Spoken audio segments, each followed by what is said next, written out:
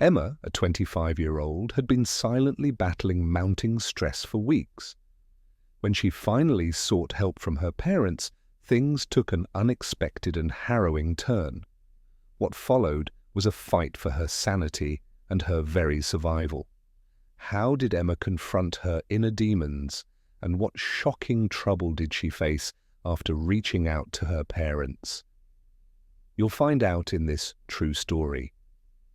Before we dive in, let us know in the comments where you're watching from today. And if this story of strength and resilience moves you, don't forget to hit that subscribe button. Your support helps us bring more important stories like this to you. It was a crisp autumn Tuesday morning, and Emma was getting ready for class, a typical day in her life.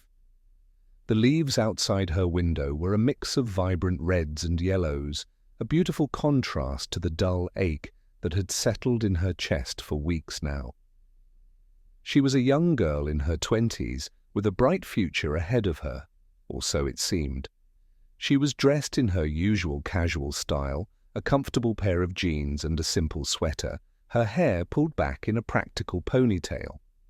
Her reflection in the mirror showed a slight smile, a practiced attempt to mask the unease that had become her constant companion. She packed her backpack, a familiar routine, her mind already racing through her to-do list for the day, the never-ending stream of assignments, readings, and the part-time job that helped her make ends meet. She was always on the go, always striving, always trying to keep all the plates spinning. Little did she know this seemingly ordinary day would be the one that shattered her carefully constructed world. Emma had been feeling off for a while now. That much she couldn't deny. It was like a constant static in the back of her mind, a persistent hum that wouldn't quiet down. She had always been a bit of a worrier, a planner by nature, but this was different, far more intense. It felt like her internal compass had been thrown off, and she was adrift in a sea of uncertainty. She had always brushed it off as just stress, the byproduct of a hectic life. She was a student, always under pressure to perform. She had a part-time job at a local cafe to help with her finances, and, like everyone else, she faced the everyday challenges of navigating life. She had convinced herself that these feelings were normal, that everyone experienced them to some degree, and that she just needed to be tougher, to push through.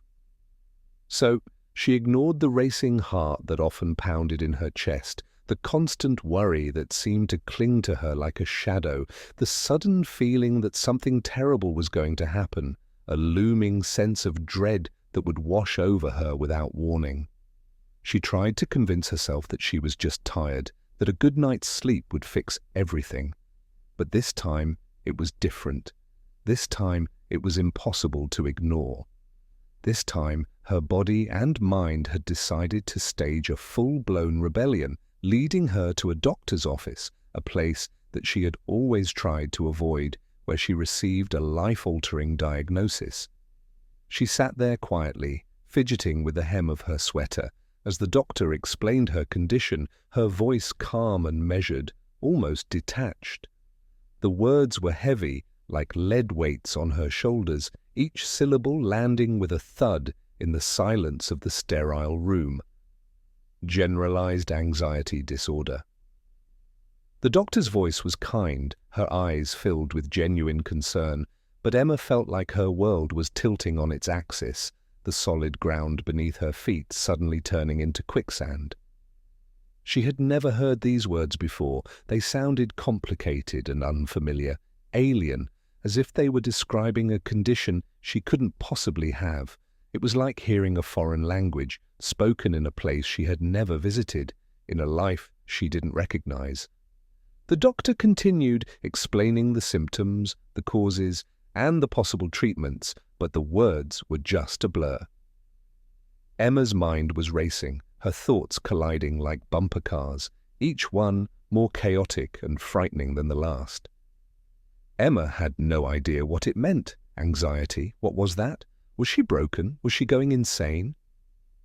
She felt confused, disoriented, and suddenly very alone. She had so many questions, but the fear had paralyzed her. She felt a sudden urge to run, to escape this sterile room, to erase the words she had just heard.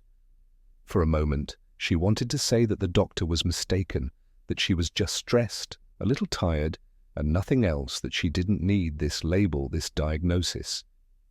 But she couldn't ignore the facts, the overwhelming evidence of her own body and mind betraying her. The racing heart, the constant worry, the sleepless nights, the sudden panic attacks. They were all real, and they had a name: anxiety. The days that followed were hard, more difficult than she could ever imagine. It was like walking into a nightmare, one where your own mind had turned against you. She felt like she was living in a dense, suffocating fog, a world where everything was hazy and distorted, as if her own mind was betraying her.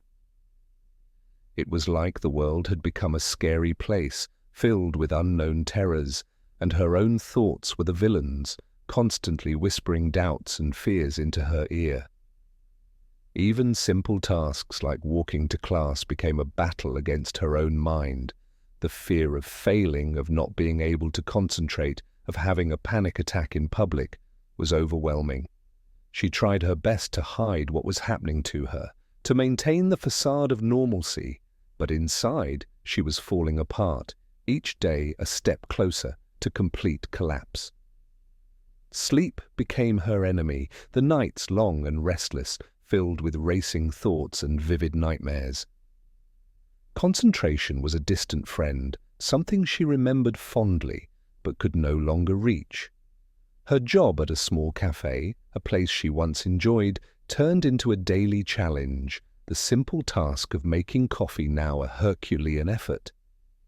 She felt like she was failing everyone, constantly letting down those who depended on her. She felt guilty for not being the person she used to be, for not being able to meet the expectations of her family, her friends, and most of all, herself.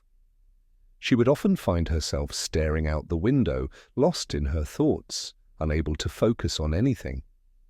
Her friends would try to talk to her, to engage her in conversation, but she would just nod and smile, pretending to listen, her mind miles away.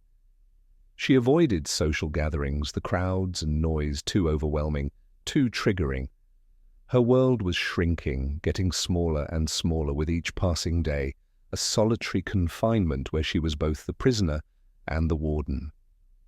It was during this dark and isolating time that Emma decided to tell her close friend, Emily. She knew she needed someone, anyone, to confide in, a safe harbor in the storm that was raging within her. She knew she couldn't keep this secret any longer. She had always been close to Emily, her confidant, her partner in crime, the person she could always turn to in times of trouble. They had known each other since elementary school, sharing everything from childhood secrets to teenage crushes. So they met up at the park one afternoon, sitting on a familiar bench under the shade of a large oak tree, the gentle breeze rustling the leaves above them, and she finally shared her truth, her voice trembling with a mixture of fear and relief. "You know you can tell me anything, Emma," Emily said, her hand gently resting on Emma's. Emily's eyes were filled with warmth and concern, her presence a calming force in Emma's chaotic world. "Emily, I have something to tell you. I have anxiety. I went to the doctor and she told me. Everything has been so hard lately," Emma replied. The words tumbling out like a dam had finally broken, releasing the pent-up emotions she had been holding inside for weeks. Emily listened, her expression filled with compassion and understanding. She didn't judge, she didn't interrupt, and she didn't make light of her situation. Instead, she offered her support, her shoulder, and her unwavering friendship. She made Emma feel like she wasn't alone in this battle, that she wasn't a freak or a failure. For the first time in a long time, Emma felt like she could breathe again, like the weight on her shoulders had been lifted just a little. "Oh, Emma, I am so sorry you have been struggling by yourself. This explains a lot. You haven't been yourself lately. But you know what? It's going to be all right. We're going to get through this together," Emily said, her voice firm and reassuring. Those words, "we're going to get through this together," meant everything to Emma. They were like a lifeline thrown into a dark ocean, a beacon of hope in a sea of loneliness and despair.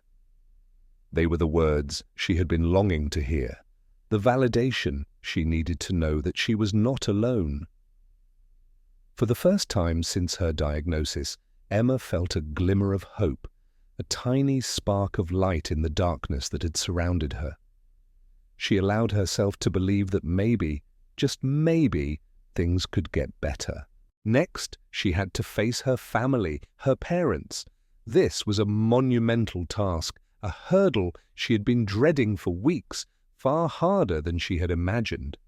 She knew her parents loved her, but she also knew that they had a very traditional view of mental health, seeing it as a weakness, something to be ashamed of, something to be hidden away.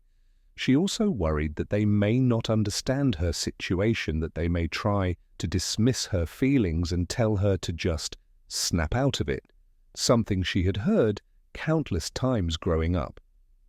She decided to tell them at dinner one night, at a time when she felt she had their full attention, but her apprehension was palpable. She could not shake the feeling that her parents would not understand. "Mum, Dad, I need to tell you something," Emma said, her voice barely above a whisper, her hands trembling slightly as she reached for her glass of water.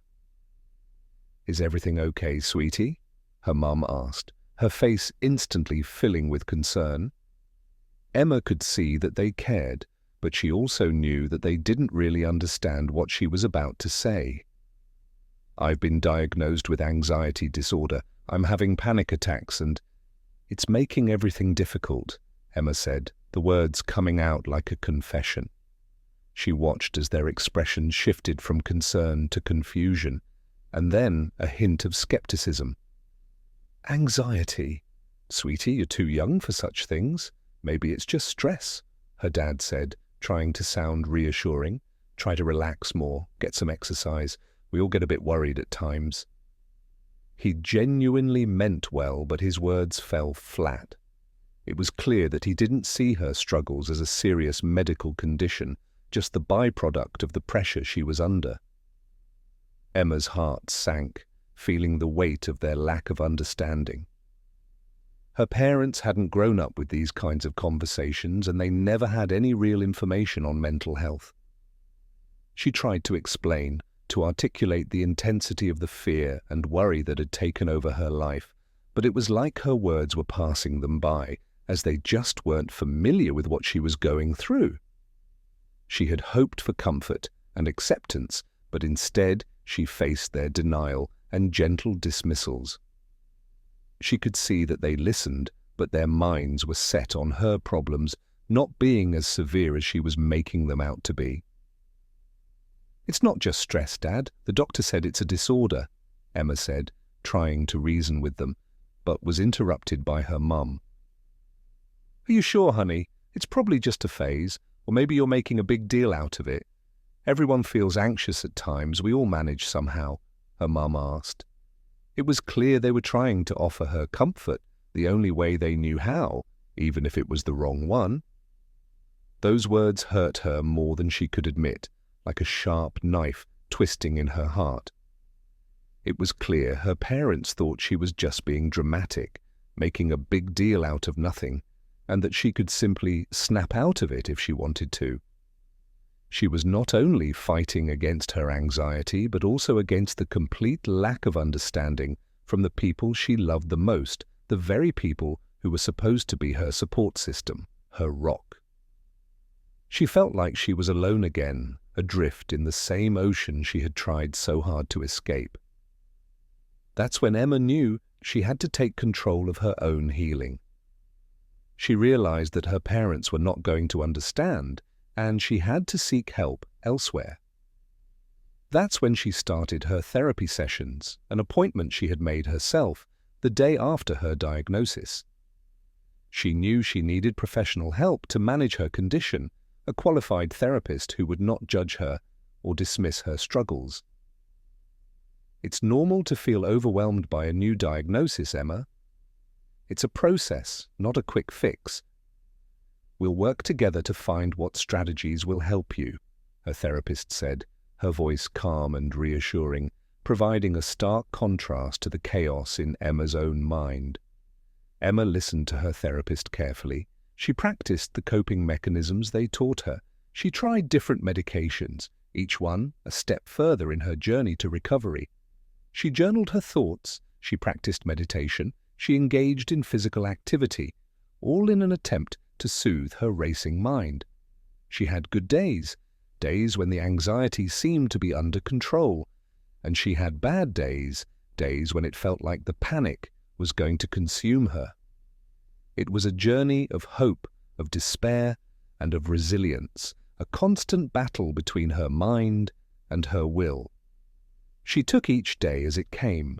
A few months went by, and to everyone around her, Emma seemed to be doing better, a lot better than she herself had expected. She was going to class again, albeit with a little more struggle. She was managing her work at the cafe, the familiar routine providing a sense of stability in her unpredictable life, and she was seeing her friends, albeit less often than before. She was, in many ways, becoming her old self again. Her laughter returned, not as frequently as before, but it was still there, a subtle glimmer of her old self. But inside, the battle was far from over. The anxiety was still there, a silent enemy lurking in the shadows, waiting for its chance to take over again. She learned to live with it, to coexist with it, but it never fully disappeared. It was always a part of her, a constant reminder of her vulnerability. As time passed, Emma noticed her parents' attitude was changing, not in a good way. Their initial dismissiveness had shifted to something more unsettling. They began to make subtle remarks. "You need to stop being so dramatic. It's making us all worried," her mum said one evening.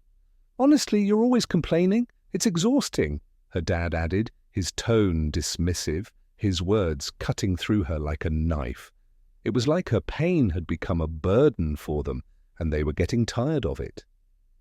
Emma felt a wave of despair wash over her, the same feeling she had experienced on that day at the doctor's office. She had tried so hard, she had fought so valiantly, but nothing seemed to be enough. A few weeks later, when Emma's parents were talking to her Uncle John, a family friend, during a visit when Emma was out running some errands. "We're worried about Emma," her mum had said, her brow furrowed with concern. "She hasn't been herself lately, and we are not sure how to help." "Have you considered a retreat?" her uncle had suggested, his tone casual. "I heard about a place that offers treatment for people with this sort of thing. It's apparently very peaceful, like a sanctuary." He spoke with an air of assurance, and since her parents had not ever done any research and had been looking for any solution to their daughter, they didn't question it. They thought it was a good opportunity for Emma. Her parents, desperate for a solution, did some quick online searches, and despite a few warning signs, they convinced themselves this was the best option for Emma. They decided that they knew better than the doctors who had diagnosed their daughter, and felt a sense of urgency about making the decision for her to go. A few days later, Emma came home from her therapy session and found her parents unusually serious. "We've been looking at options and we have found a place that we think would do you wonders," her mum said, looking at Emma with a forced smile. She had in her hand a crumpled flyer of the retreat that her uncle had mentioned. "It's called a retreat, and apparently it helps people with conditions like yours," her dad added, his voice firm, a tone of finality present. Emma's heart pounded in her chest, a sudden fear gripping her like a vice. A retreat? What did that mean? Was it a hospital? Was it some sort of institution? She felt a chill run down her spine, a sense of dread creeping into her heart. She had always feared her parents would not understand, but she never expected them to do something like this. "It's like a hospital?" Emma asked, her voice trembling slightly, her words barely audible above the pounding of her heart. No, it's much better than that. It's very peaceful. They'll help you get better in no time," her mum replied, her tone almost robotic, her face devoid of any emotion.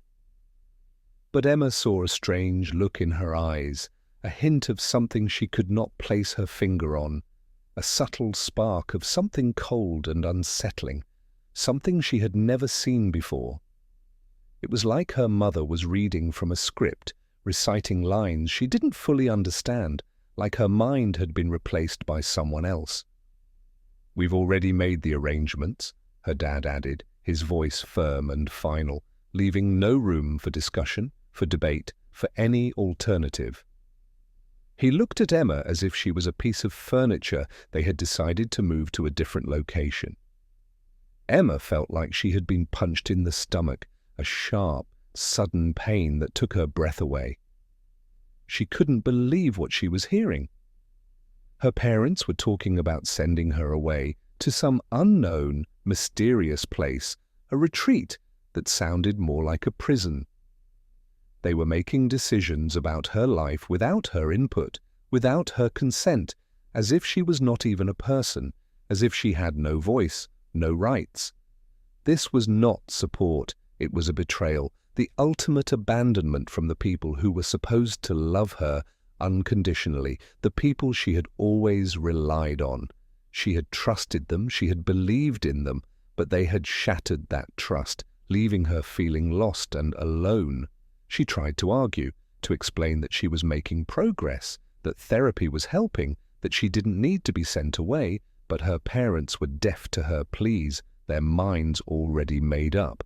It was as if they had already decided that she was a problem, a nuisance, and this was their way of fixing it, of getting rid of her, of making her disappear. Their eyes were not seeing her, they were seeing what they wanted to see, and she could not break through their facade. The day she was supposed to leave came far too soon, with terrifying speed. Emma felt numb, her body and mind disconnected from her emotions, as if she was watching a movie of her life, but she wasn't the main character. She packed her bag, her movements slow and mechanical, her heart heavy with sadness, anger, fear, and a sense of betrayal she had never experienced before. She packed a few things, barely paying any attention to what she was putting inside, a couple of outfits, a book she had been reading, a picture of her and Emily, and her journal, her safe space where she could record her thoughts and feelings. Emily came over to say goodbye, tears streaming down her face, a sight that broke Emma's already shattered heart. "I can't believe they're doing this to you," Emily whispered, hugging Emma tightly, her voice trembling with anger and disbelief. "Promise me you'll be okay. Please, Emma." "I promise," Emma said, her voice barely audible, the words coming out like a hollow echo, devoid of any true conviction. But inside, she felt far from okay. Her insides were screaming, and she didn't know what to do. She hugged Emily, the embrace a reminder of all she was leaving behind. She didn't want to go, she didn't know what to expect, she didn't want to be separated from her friend. She wanted to run away with Emily, to hide somewhere and never leave. But she knew that was not possible. She had to face her fears, she had to take care of herself. The drive to the retreat, a place her parents referred to as a healing sanctuary, felt like a journey into darkness, the car driving through winding roads, away from the familiar lights of the city, deep into the unknown. The surrounding landscape became increasingly isolated, the towering trees blocking out the sun, the dense forest casting long, eerie shadows on the road. The place was isolated and unsettling, the buildings looking old and neglected, nothing like the peaceful sanctuary her parents had described. The staff seemed cold and distant, their faces emotionless, and the other patients looked lost and afraid, their eyes empty and hollow, filled with a mixture of resignation and despair. Emma felt trapped, alone in a place that was supposed to heal her, a place that felt more like a prison. At first, Emma tried to cooperate, to play by the rules, hoping that if she did what they wanted, if she pretended to be the person they wanted her to be, she would eventually be allowed to go home. She tried to participate in the therapy sessions, she tried to eat the food, she tried to follow the strict routines. She wanted to believe that this place was going to help her, that her parents had done this out of love. But as days turned into weeks, her hopes dwindled. She began to realize the truth, the sinister reality of the retreat. This place was not about healing, it was about control, about breaking people down and molding them into submissive conformists. The retreat was nothing more than a prison, a carefully constructed facade that hid the dark reality of the operation. It wasn't about recovery or therapy. It was a place where people with mental health issues were exploited, manipulated, and abused. The routines were strict, bordering on oppressive, the rules were harsh, and any sign of questioning was met with punishment, isolation, and further restrictions. The staff were not therapists or caregivers. They were guards, enforcers of a rigid system designed to strip people of their dignity and individuality. Emma's medication was increased without her consent, her dosages changed on a whim, making her feel drowsy and disoriented, making it harder for her to fight back. She was forced to participate in dehumanizing group sessions that felt like a form of psychological torture, where she was forced to confess her deepest fears and insecurities, only to be mocked and belittled by the staff. Her parents visited her, but their faces were still filled with that strange, unsettling look that Emma had seen before. It was like they were not themselves, as if they had been brainwashed by the same people who were now torturing her. She had begun to realize she was in the wrong place. Emma started to fight back, her anger and resentment slowly replacing her fear. She refused to participate in the group sessions. She challenged the staff's authority, she questioned their methods, and she even started to secretly communicate with other patients, creating an underground network of resistance. She started to meticulously plan an escape, realizing that her survival depended on her ability to get out of this hellhole. She knew she had to be strategic, to be careful, and to be patient. Her life depended on it. But it was all for nothing. Every time she tried to rebel, every time she refused to comply, she was met with more punishment, more medication, more restrictions, more isolation, each one a blow to her already fragile spirit. She felt like she was running in circles, each attempt to escape only sinking her further into the quagmire. One night, while cleaning the staff break room as part of her punishment duties, Emma stumbled upon a hidden diary, a small, worn notebook that had been carefully hidden away beneath a stack of old magazines. It had been left by a previous patient, a young woman who had been there a few years earlier but had managed to escape. In it, she read about the true nature of the retreat, the psychological manipulation, the systemic abuse, the way the staff was brainwashing patients to make them conform, to accept their fate, and to forget about their past lives. Her heart sank as she realized the full extent of the danger she was in. She had to find a way to escape, and she had to do it fast, before she lost all hope, before they took away her sanity. The words in the diary became her guide. They were proof that it was possible, that someone had escaped before her. She started to gather information, talking to other patients in secret, carefully choosing the people she could trust, the ones who had not given up hope. She discovered that there was a back door that was rarely used, a forgotten exit that led into the forest behind the retreat. She learned of a sympathetic staff member, a young man who had witnessed the abuse and had secretly been helping other patients in the past, a man who was risking everything by helping them. It was a risky plan, full of uncertainties, but it was her only hope, her one chance to reclaim her life. They worked together, meeting late at night, sharing information, and planning their escape carefully. They knew they had to be precise. One mistake could mean failure for all of them. The night of their escape was filled with tension and fear, the air thick with anticipation and dread. Emma and a small group of patients, 6 in total, all of them equally desperate, equally terrified, crept through the darkness, their hearts pounding in their chests, their movements slow and careful, each step measured and deliberate. They moved like shadows, avoiding the security cameras, their eyes constantly scanning their surroundings, their senses heightened, and their minds working to make sure they did not get caught. They managed to get through the back door, a small wooden door that was covered by overgrown ivy, and ran through the surrounding forest, away from the clutches of the retreat, their lungs burning, their legs aching, their bodies screaming for rest.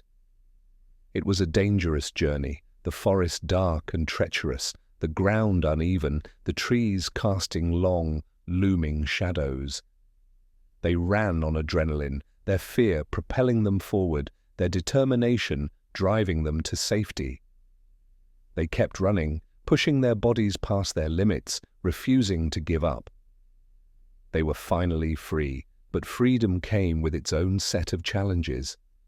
They reached a small town, a cluster of houses with twinkling lights in the distance, a beacon of hope in the darkness. A kind family, a couple who had lost their own daughter to a similar mental health treatment facility, took them in, providing them with food, warmth, and a sense of security, a sanctuary where they could finally rest. They helped them contact the authorities, the police, and the media, bringing the plight of the patients at the retreat to light, igniting a nationwide outcry and demand for justice. The news of the abuse and neglect at the retreat broke out, a scandal that captivated the nation, and investigations were immediately launched, exposing the corruption and cruelty that had been hidden behind the facade of a healing sanctuary. Emma's parents were shocked and ashamed when they finally realized the truth of what they had done. They had been manipulated, exploited, convinced by a charismatic speaker from the retreat that it was the best option for Emma, that it was the only way to fix her. They had been lured by the false promise of a quick cure, the false assurance that they were doing what was best for their daughter. They were forced to face the consequences of their actions. Emma returned home, but she was not the same person who had left. The Emma who had walked through the door was gone, replaced by someone tempered by fire, shaped by darkness. She carried the weight of what she had experienced, a burden that settled deep within her bones. The initial relief of being safe was quickly followed by the chilling realization that her struggle was not over. It had merely transformed. She walked through her front door. Her parents both stood waiting for her. Their faces were etched with a mixture of relief and a deep, unsettling shame. Her mom rushed over to give her a hug, tears streaming down her face, her voice choked with emotion as she said, "I'm so sorry, Emma. We had no idea what they were doing." Her dad stood behind her mum, his face pale, silent. "We were manipulated. We were so foolish," he whispered. "It's all right," Emma replied, trying to offer a small smile. "I know that you only wanted the best for me, but I needed a different kind of help than that retreat," Emma said quietly, trying to comfort her distraught parents. Her voice trembled slightly as she tried to assure them, even if she didn't fully believe it herself yet. "It's going to be okay. I know it." Her body was exhausted, every muscle aching with the memory of the frantic escape, but her mind was in turmoil. Her thoughts, once plagued by anxiety, now raced with the horrors she had witnessed and endured, replaying the faces of the staff, the cries of the other patients, the crushing isolation. She found it hard to sleep, the familiar walls of her bedroom becoming a cage once more, and she would often find herself startled by the slightest of noises. She would wake up in a cold sweat, her heart pounding, the chilling memories of the retreat haunting her dreams, turning them into nightmares. It was in these moments of vulnerability, in the quiet hours of the night, that Emma began to truly understand the extent of her ordeal. It wasn't just the physical confinement, it was the psychological manipulation, the systematic attempts to break her spirit. She recognized the cruel tactics the staff had used, the insidious methods to make them doubt their own sanity. It was a fight for her soul, a battle for her identity, and now, back home, she had to begin to pick up the pieces and put herself back together again. She had to become her own savior.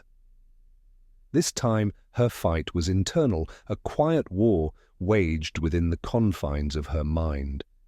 It was a battle she couldn't run away from, a confrontation she had to face head-on. Every thought was an enemy, every memory a threat, and she knew she couldn't do it alone.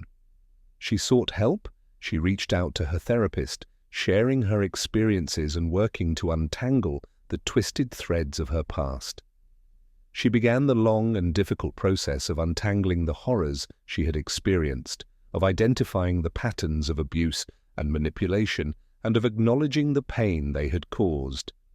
The road to recovery was long and hard, filled with setbacks and difficult days.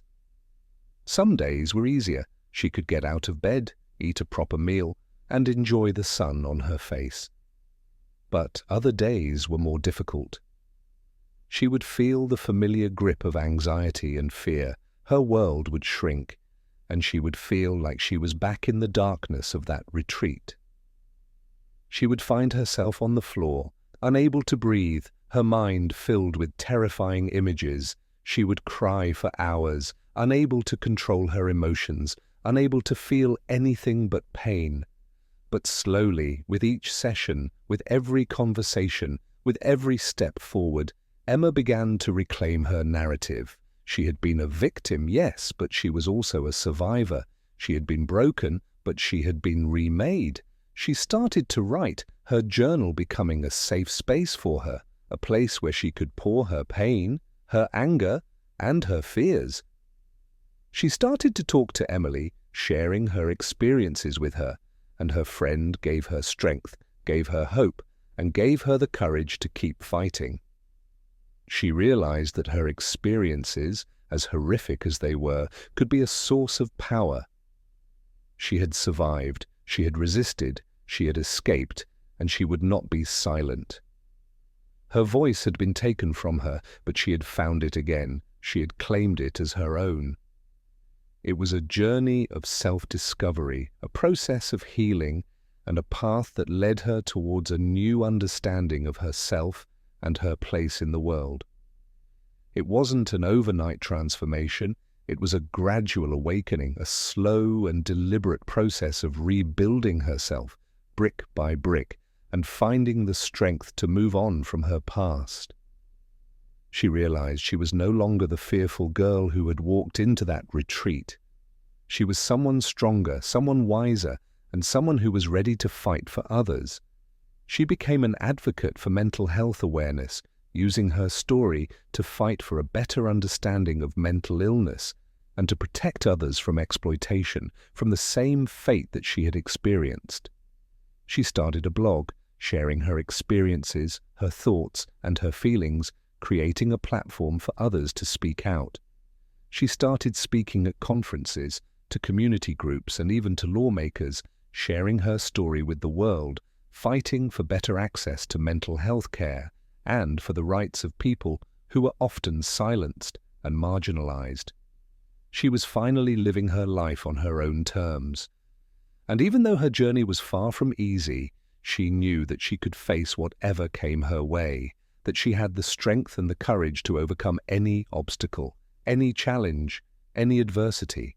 Life can change in an instant, that much Emma had learned, but the way you choose to react to those changes, the choices you make when faced with adversity, will always define who you are, your character, and your purpose in the world. Emma learned that the hard way, and she decided to use her pain to create change, to help others, to make the world a better place.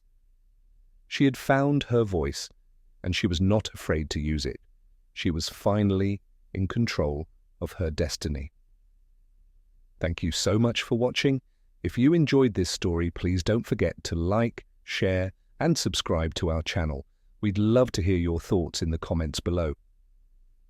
What did you learn from Emma's journey? Have you ever felt something similar? Share with us your views, and we'll see you in the next video. Have a beautiful day.